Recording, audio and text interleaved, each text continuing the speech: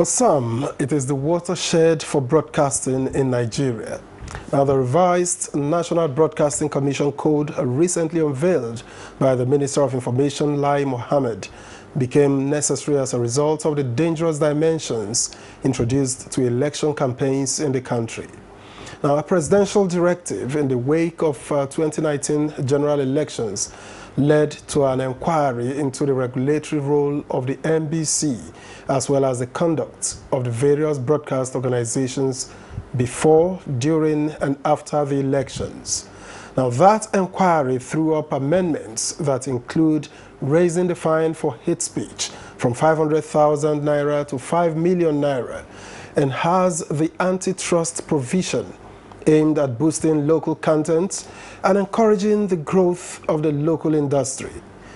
But are these measures enough to restore the much expected sanity in the broadcast industry? What are the other changes in the revised NBC Code? Hopefully, my guests will provide answers to these and more on Nigeria Today. My name is Victor Azu. Welcome.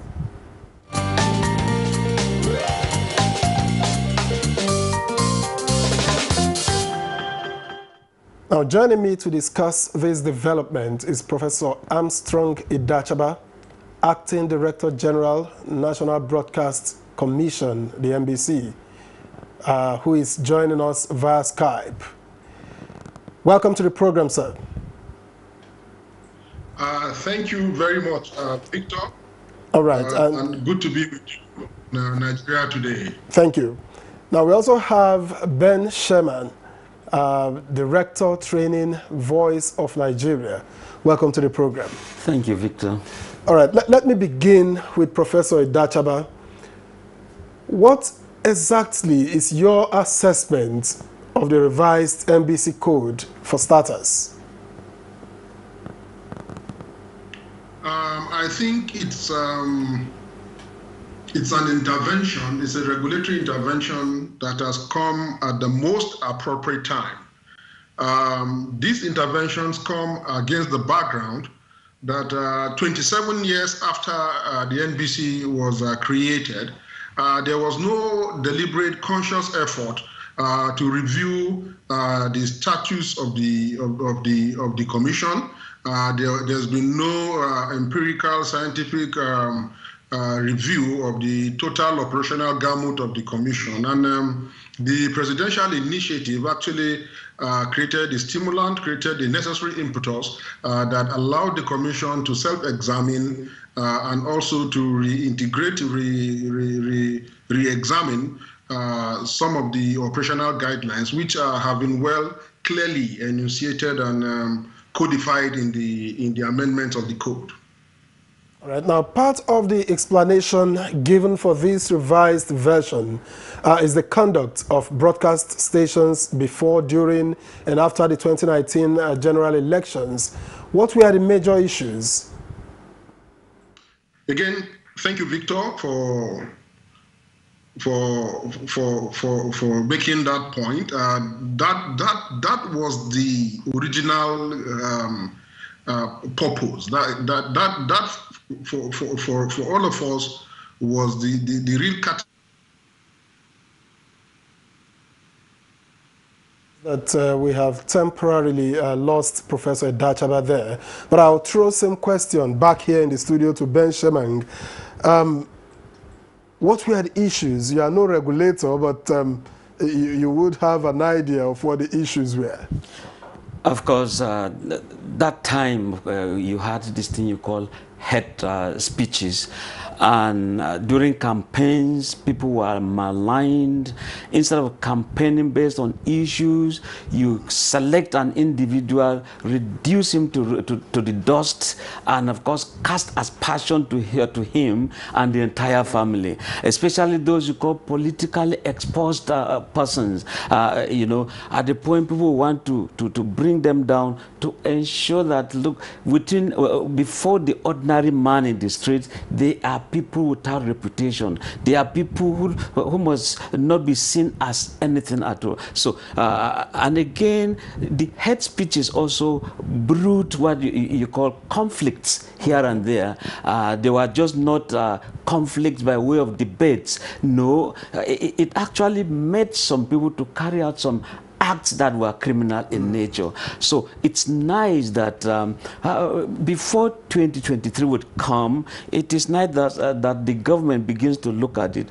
What went wrong that time, so that we begin to march ahead and, and taking care of those things that will not mere next elections. All right, thank you, Ben Shemang, for your opening shot. I understand Professor Dachaba is back with us, so I'll allow you, Prof, to round off your thoughts on what the issues, were with the old version of the code. Thank you very much again, Victor. I'm glad that my friend and colleague Shaman was able to put a finger on the issue, really. Build up to 2019, it was obvious across country that hate speech was a major threat to the democratic process. What we saw in the 2019 elections, regrettably, was that there was a deliberate demonization and denigration and absolute dehumanization of certain politicians within the political space. Rather than talk to the issues, rather than enliven political discourse, rather than talk about our manifestos, there was a very dangerous deviation, from the ethos of political discourse, rather to what I call the banalities of extreme, obscene and vulgar renditions that more or less were very provocative, with the tendency for inflammation of tension, and that way, like I said, pose a dangerous threat to the democratic process.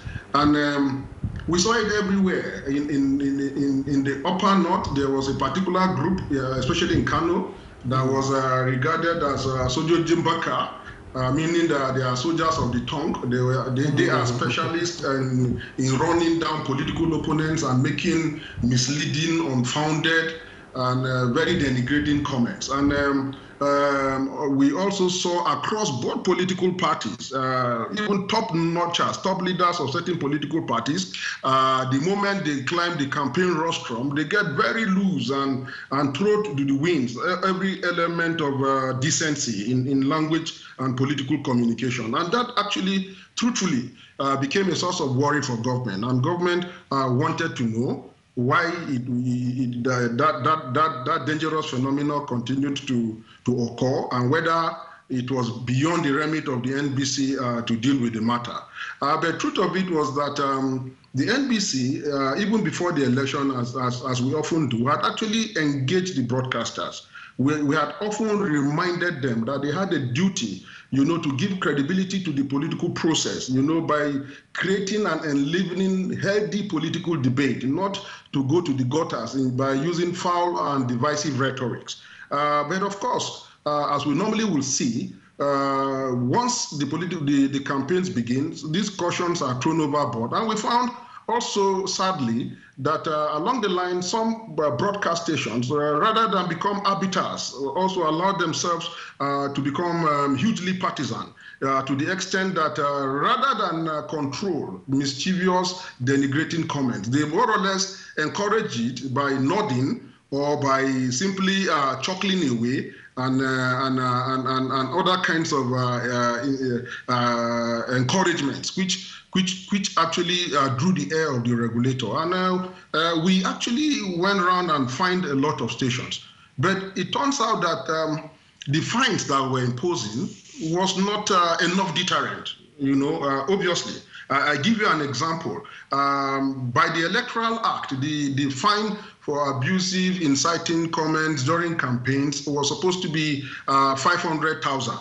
And we now found out that there were politicians that had a large war chest in terms of finances. And what they will normally do is go to a broadcast station, cast all the aspersions, make all the negative, abusive comments, and then as part of the funds they draw for the station, also put additional 500,000 as money that will have to be paid for fines. So we felt that one way to curb that, and that's what the committee came up with, one way to curb that was to perhaps increase the sanctions, increase the fine, so that if it pinches a little, then the broadcaster, who is in the interest, in the business actually of making money, will actually weigh the consequences of our law.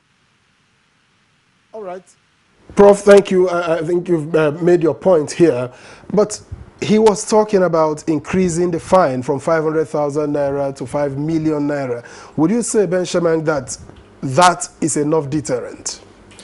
Well, honestly, there are some people who indeed, once they want to make a point, put the country in a very hot seat. I mean, make the political barometer to be so hot. They have the money.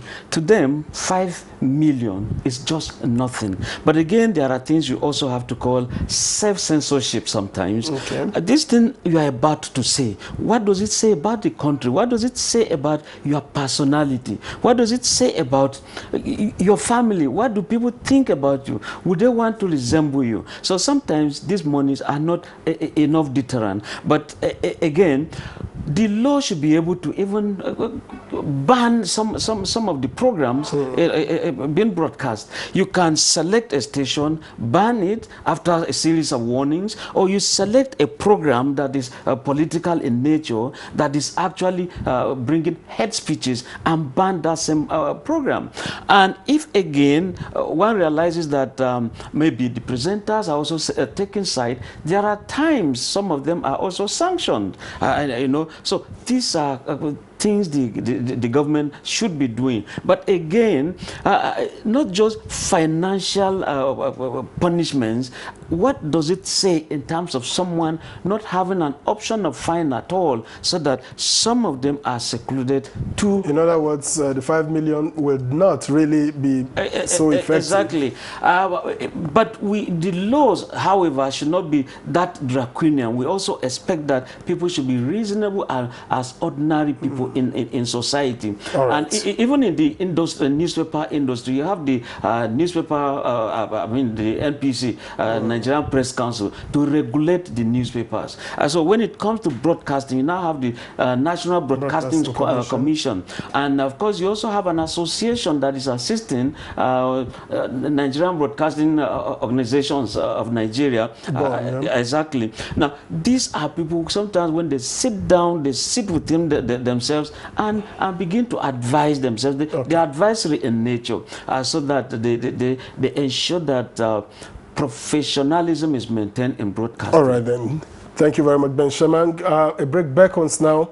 When we return, we'll be going back to talk to Professor Idachaba via Skype. I understand he's back. Please stay with us.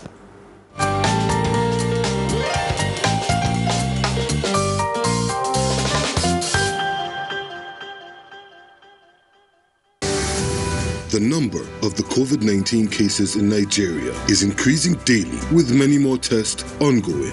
The battle of testing, isolating, treating, and attending to the affected persons rests heavily on the shoulders of our health workers, constantly putting their lives on the line and at risk to contain this virus, save and protect the lives of millions of Nigerians. To these health workers, we at the Nigerian Television Authority, NTA, on behalf of millions of Nigerians, say a big thank you for all that you have done and are doing. To the security agencies enforcing the lockdown and every other frontliner, we say thank you for putting your lives on the line to save ours. There is no amount of words that can quantify our gratitude. Thank you. This message is brought to you by the Nigerian Television Authority, NTA, Africa's largest television network.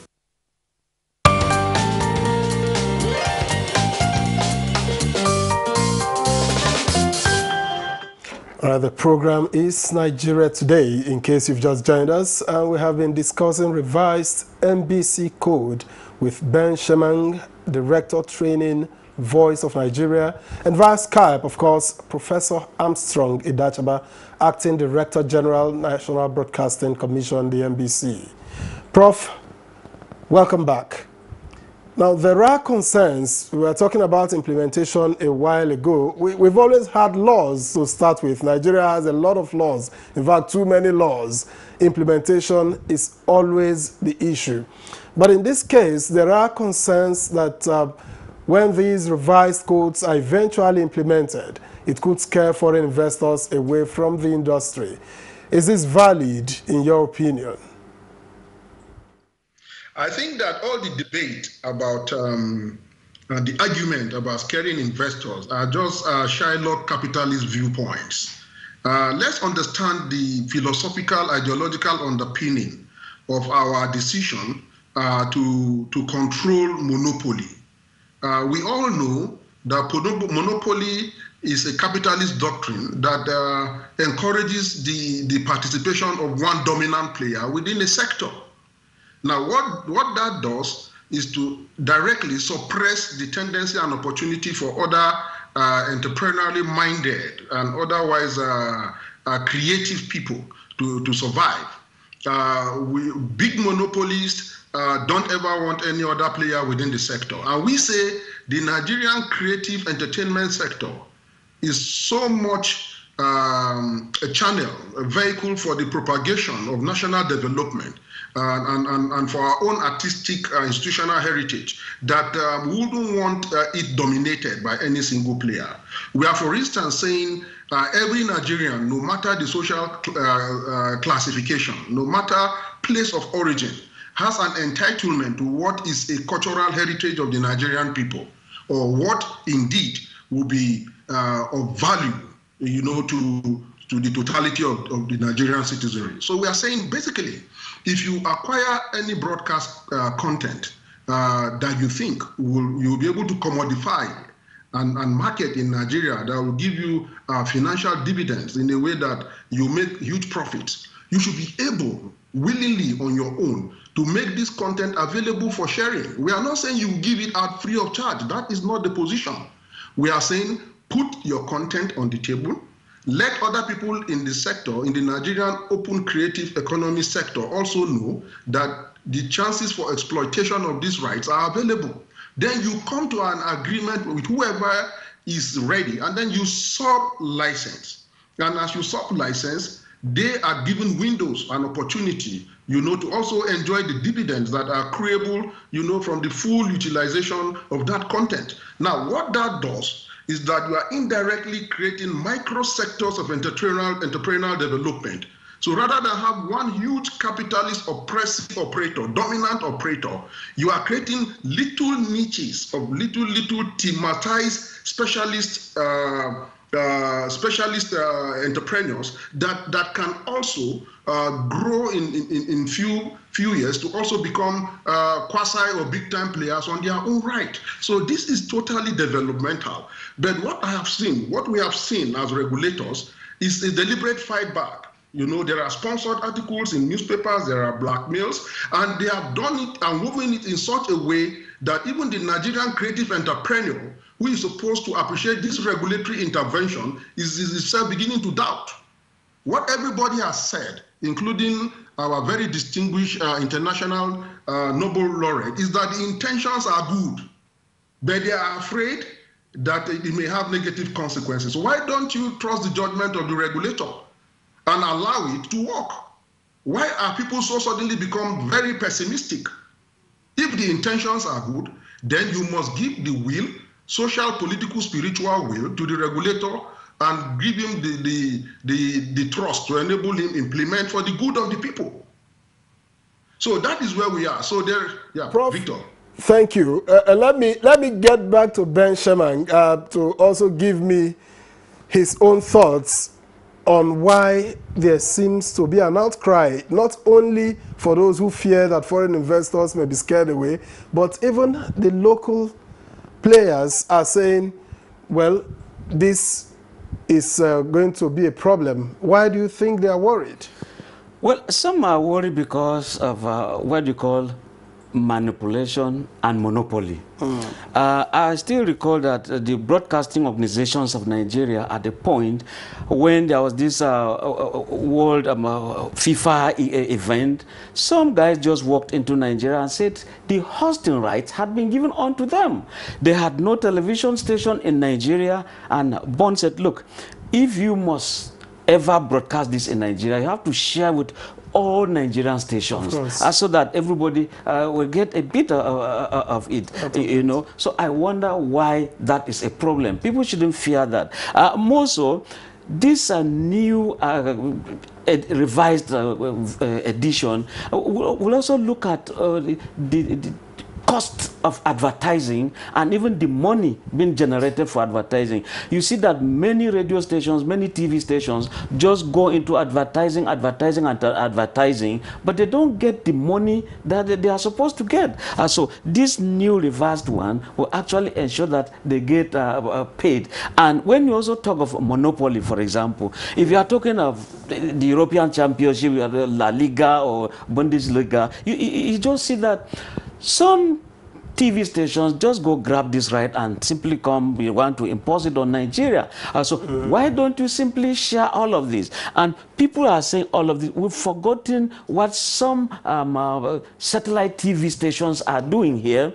For example, you go buy airtime or DSTV, you don't have light, you travel out, you come back, every light, everything is gone. It's supposed to be like your GSM. Once I'm not using my phone, my unit should be saved. So if I buy some units to watch whatever on satellite, and due to some, I traveled out 2 weeks, 3 weeks, I should come back and still meet my units. These are things the law should be looking at. Nigerians should not just fear, have some fears or some doubts. I think that we should test it and see whether it's injurious to us. If it is injurious to us, then we amend it. After all, man is not, I mean, to just take the law, line and sinker. Yes. All right. Once it's injurious, you amend. Let me quickly get back to Professor Idachaba. I'm told I'm running out of time now. Prof, part of the revised code is aimed at boosting local content, it seems, and encouraging the growth of the local industry. How do you intend to achieve this? Please make it snappy because I'm running out of time. Thank you again, Victor, and that is the point. All that the NBC has done is to advance the cause of local broadcasting in Nigeria. And we have history on our side. All the regulatory interventions we've done since 1992 has helped to catalyze Nigerian broadcasting into an era of content boom. It took the regulatory intervention to insist that there should be local content on our radio and TV stations at a minimum 60%. Later, we said minimum 70%. At that time, some satellite TV stations said Nigerian content was not good enough. Even some FM stations, radio FM stations said Nigerian music was not good enough. But NBC put its feet on the floor and insisted that it must be done. Now, what is the result? Today, Nigerian music artistic content is exported globally. We have huge agencies and money, tons of money is accruing in terms of the value that has been given to Nigerian creative content, which was delivered more especially, through regulation. We also insisted through regulation that the Nigerian family bell between 7 and 9 p.m. in Nigeria must show Nigerian local content.